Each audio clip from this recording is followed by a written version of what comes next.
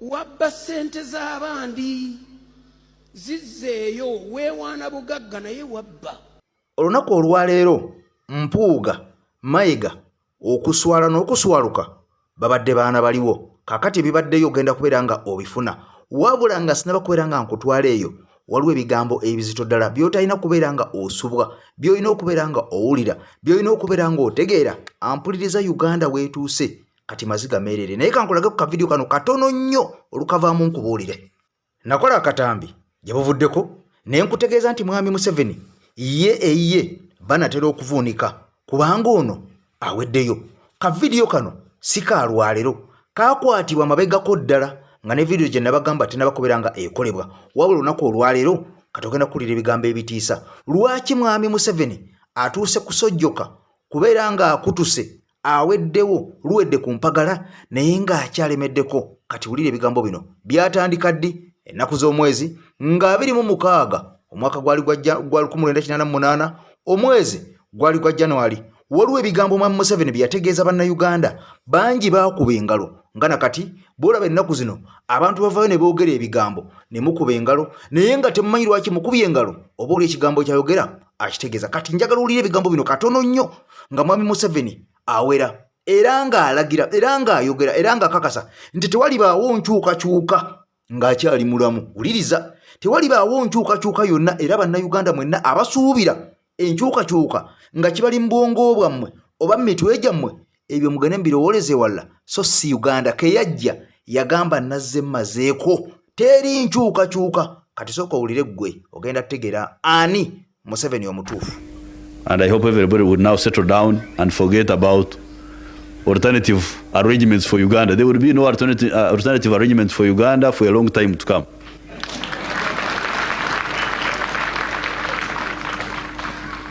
I think it would save a lot of effort if people could settle down and work with the national resistance movement and we build the country. If you have got illusions in your head, that's your own business. Kakati nno ebigambo bwe bityo bwe byatandika bangi bannayuganda bwe tuvayo ne tutegeeza ensi ne tubagamba ebigambo bino mulowooza nti wolukoso propaganda parapase. Kakati omusajja akugambye abalina ebirowoozo byonna ebyenkyukakyuka ekyo kikafuuwe. Kakati essaawa zino nga tumaze okulaba omusajja ono nga bw'omulabye nti awedde ku mpagala. Juzi nakukolera akatambi ng'alinnya ennyonyi nga tasobola na kubeera ng'akwata okwekwata nga n'omukono guno gulaga nti oba oliawo gwanafuwa. Kakati nno essaawa zino amaze okubeera ng'akulaga nti mu bigenda maaso mu byatandise okubeera ng'aleeta alenze strategy empya ate ya mutabani we. Kitegeeza ki? Kitegeeza nti ono agenda kubeera nga waali naye ng'ataddewo omuntu oba oliawo mwawulira amawulire gye buvuddeko emabega ng'omusajja omu amayiddwa nga kisa kya Yesu. Ono yavaayo n'akawaŋŋamula ng'alumiriza. Njagala okimanyi nti omusajja ono muwagizi wa NRM lukulwe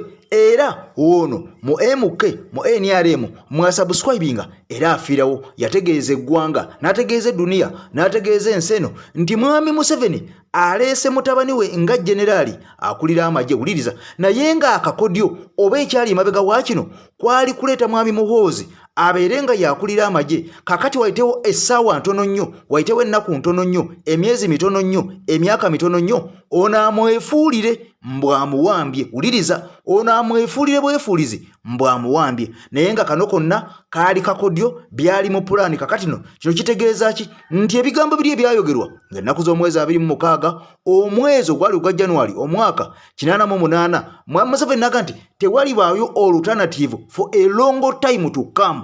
Munywere bunywezi ne NRM. Kakati nno amaze okubeera nga akulaga nti ye waava ataddewo ekijingi ekya mutabani we. Kakati nno kitegeeza ki? Tulina okubeera nga twesiba bbiri bannayuganda ffenna abanaku abagagga abaavu namwe mwenna abaakolamu kubanga tumaze okubeera nga tulaba nti ne bantu bano bennyini oba oli mwami Museveni baakola nabo mulimu abo abatakkiriziganya na kino ekya mutabani we okubeera nga asikira entebe. Njagala olire ku bigambo bino katono nnyo. Jeno Kahinda Otafiire Severiano ono yategeeza eggwanga naga nti bwe mulironda omulenzi ono oba omwami ono oba Jeno Muhoozi muli bamweretedde Amini owookubiri. N'ategeeza nti ye abaana be talibakkiriza kubeera nga basikira entebe ey'eruhinda wabula libalaga kulima kukola mu faamu na kulunda nti kankutwaleyo katono nnyo ate nkomewo nagambye yali lugenda jjuwulira. Mwakyetegereza abaana bange ndabalaga ente zintungire tindubalaga ezibaperekera. Abaana bange ndabalaga amajani gange tindubalaga ntebe ya Ruhinda, entebe ya paramenti ya Ruhinda mugimperekere eti yange ndibuteraga abaana bange. Mwakyetegereza unaheza kakati nno nga tumaze okubeera nga tukimanya nti ne mu ludda lwennyini oluvuganya gavumenti mulimu ensolima enseekeezi eziwedde emirimu emisege gyennyini egyerimbise mu ddiba ly'endiga naye nga ngo eziwedde emirimu nga bano bamaze okubeera nga beeyoleka n'okubeera nga beeraga nti bano be bantu bennyini ate abakolera mwami Museveni n'okubeera nga bano balina ebigendererwa ebyabwe olw'okuba nga basasulwa omudidi n'omudidi gw'ensimbi okubeera nga balemesa enkyukakyuka ey'eggwanga Uganda. Kakati nno mwenna mubamanyi abano nga bakulira omusajja amanyiddwa nga Mathias Mpuuga, Abedi Bwanika, Bassegona n'abalala bangi oba olyawo betumaze okubeera nga tulaba n'okubeera nga tubuuka. Wabula waliwo ebigambo ebisodola nga bino biraga nti omusajja ono Abedi Bwanika ate kakati ono namujinga awedde emirimu mu kikajjo ampuliriza ono tasiiwa abalagala. Kankuwa amawulire gano ogenda kakasa omusajja ono nti ate mu babi yakwata ekisooka oba yabakwatira bendera. Wabula kankuje wa Hajimiti omusomi w'edduwa butuvaayo nkubuulire. Hajimiti omusomi w'ekitabo era omusomi w'edduwa nkozesa kyoto kino ekyoto kino kiba kitagombolola lwaleero ku kyoto kuno kunyambira abantu bange buli muntu yenna alina ekizibu kye ojja ku kyoto kino n'osulawo akabaani nenkusabira buli alina ekizibu naddala mu abali e Bulaaya nompereza amannya naye nga sula mu kyoto kino nenkusembera edduwa nenkujjako ebizibu n'ebiba bikusumbuye walemererwa mirimu ki ddala mu abali e Bulaaya abali mu nsi muno mu Uganda abalemeddwa okufuna visa nantegeeza eri abaana Adamu enkozesa nkofu ku kyoto kuno namala okusindika enkofu eyo negenda ebanja amabanja gabakubanjiza gonna gwe yalimu okufuna okuweebwa Hajimiti nkozesa amazzi ku nnyanja kuno kumulengera ku mazzi wano Hajimiti nga bwenyimidde olwaleero ngokumasira abaana Adamu bompereza ebiwandiiko byonna bye bompereza ng'oli e Bulaaya mbikwata nembizinga ne muwandiika kapapula nembisula mu nnyanja nensaba Allah gwensinza asumulule ebyo byeba bikulemeredde awa visa agifuna alemedde ofuna omusajja omulungi amufuna sangibwa ku namba 0752 kakati nno eggwanga lyaffe Uganda liise mu kusoomozebwa mu kaseera ak'akazigizigi era nga gye lyolekedde ate eno wandibeerayo ebizibu oba olyawo bye tutamanya bye tutasuubira naddala mu kalulu akaggwa aka 2021 nga tuleeta abasajja bakayoola enseekeezi bakikonwa bano bandibadde bali ku political limba oba olyawo ba political nomads abalambuzi mu byobufuzi tetwamanya kati abasajja bano amawulire gamaze okubeera nga gabawandiikako oba olyawo nga gakakakasa nti omusajja ono amanyiddwa nga Abedi Bwanika ono twatumanyi nti musawo w'abantu tabangako na musawo w'abantu wabula ono musawo wa bisolo ebisolo ng'embwa nga kkapa ng'embizi n'ebisolo ebirala n'ente kakati n'embuzi. Kakati omusajja ono amawulire gamaze okubeera nga gakawaŋŋamula nti omusajja ono yaweebwa omulidi n'omudidi gw'ensimbi ng'ono yali wamu ne Pastor Bujingo Niyonzimana ate ng'omulimu gwabwe omukulu gono gwa promoting ate bisiyaga mu ggwanga Uganda. Wabula ng'enkola yali etya ng'abasajja bano balina okubeera nga bavumirira ebisiyaga nga balina okubeera nga babyogerako buli lunaku buli we balaga buli lunaku buli we babeera mpaka bannayuganda bonna lwe balibuuza nti bano ekintu bisiyaga kyeki nga ekigambo ekigendererwa mu kino kubeera nga babyogerako nnyo buli munnayuganda waali asobole okubeera nga abitegeera si mu kubyogerako nga babiwaana wabula kubeera nga babyogerako kubeera nga bajjukiza bannayuganda buli munnayuganda yenna waali aliyakitinge ku nsonga eno n'abatamanyi bisiyaga batuuka okubeera nga babitegeera era kyekyali ekigendererwa kyabwe era abasajja bano tumaze okubeera nga tubalaba nga Abedi Bwanika buli lwavaayo ye ekigambo kye kimu kyakulembeza ku mumwa Abedi Bwanika buli wadda kye kigambo kimu kyakulembeza ku mumwa. Kakati nno amawulire gaagano si gange njagala obyewulireko ebigambo bino ate owulire n'ebyaba Abedi Bwanika bennyini ne Bujingo Niyonzimana ng'ebigambo byabwe bitambulira mu layini eyo naye nga ensonga eri emu kubeera nga babitambuza mu kifo ky'okubeera nga tubirwanyisa kyannaku nnyo nti ate betulwanyisa mu Uganda ate abantu bano beerira ssente babipromotinge. Our story begins with a deal of a substantial $10 million. This was no ordinary transaction. The recipients? Well-known Ugandan pastors and members of parliament including the likes of Abedi Bwanika and Pastor Bujingo. The purpose? To promote dialogue and awareness about the lesbian, gay, bisexual and transgender or LGBT community in Uganda. However, this was not a straightforward promotion. The strategy was unconventional to say the least. The idea was to promote the LGBT community in a negative light. a move that was expected to generate buzz and conversation about the subject across the nation. The aim was clear. The more people talked about it, the more it became a part of the public discourse, eventually leading to increased awareness and understanding. Mwogera ki ku bisiyaga muveeyo kuba buno bwe budde tegera oyimiridde ludda mu nsonga y'ebisiyaga sente z'ebisiyaga mu Uganda era ne yeerangirira nti muli wa bisiyaga kati ebisiyaga mubirya muli wa bisiyaga era yadduka mu Uganda yigganya abali b'ebisiyaga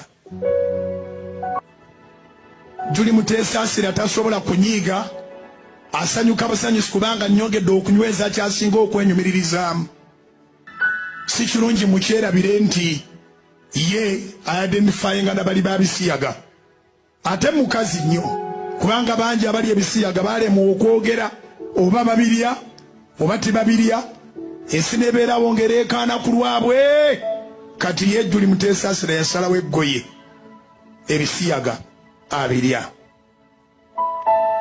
Assalamualaikum warahmatullahi wabarakatuhu. Uganda Muslim Community of Washington, in conjunction with Center for the Uganda American Muslim Community, invites all Muslims from all American states, Canada, United Kingdom, and worldwide to attend the Eid al-Adha celebrations from 14th to 18th June 2024 at Hotel Morano in Tacoma. Please make your hotel reservations as soon as possible through www.umcow.com. Don't miss a lot of teachings from various sheikhs, Quran recitation, networking, authentic Ugandan food, and touring various sites in Seattle. Transportation will be easy. Make this your special vacation. For more information, call 253-238-0199. Come one, come all.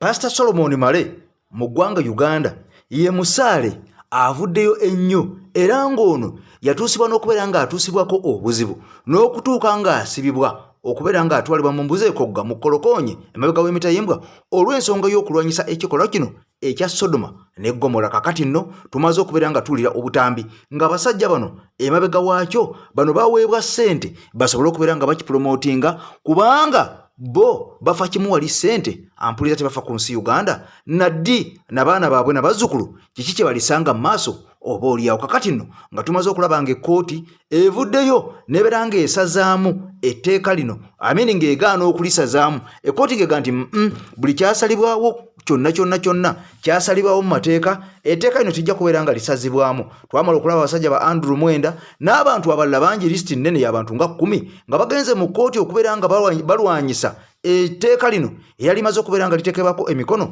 mwami Museveni nga lino likakasa nti anaakwatibwa yenna nga munnanga apromootinga oba nga akola oba nga agezaako okusiga ensigo y'ebintu bino ajja kusibwa oba oliawo n'okubeera nga weebwa ebibonerezo ebikakali ebirala. Kakati nno abasajja basaze amagezi amalala ne basalawo okubeera nga batambuza ebintu bino nga abasajja bano ba beedi bwanika tebibava ku mimwa bibabeera ku mimwa ku makya mu ttuntu ekawungeezi n'ekiro bye bakulembeza buli we balaga nga n'ensonga tumaze okubeera nga tukimanya nti bano basasulwa dda ensimbi obuwumbi n'obuwumbi okubeera nga bakola omulimu guno ogwa sitaani ogwa Sodoma ne Gomora oba oliawo. Kakati nno ekibadde mu Bulanga Emengo abasajja n'abakazi badduse emisinde gya Ssaabasajja Kabaka Bambi emisinde gino nga gyakulwanyisa Mukenenya oba oliawo okubeera nga Ssaabasajja ayambako ku bavubuka n'okubeera nga omulanga agusitula twerwaneko sobole okubeera nga tulwana ekirwadde kino ekya Mukenenya. Kakati nno mukwano gwange ampuliza Mathias Mpuuga yabadde ku mimwa eri Mulubiri Emengo ng'abantu bakuba ono era nga munnange erinnya Mpuuga baalivaako dda bamutuma kya 5. Kakati nno bibaddeeyo oba oliawo nga tobaddeeyo naye emisinde gigenze bulungi namungi w'omuntu n'owu yenna yeeyiyeeyo era emisinde giwedde egya Ssaabasajja Kabaka naye nga ye tabaddeeyo ali Beru wa Uganda yagenda kujjanjabwa oba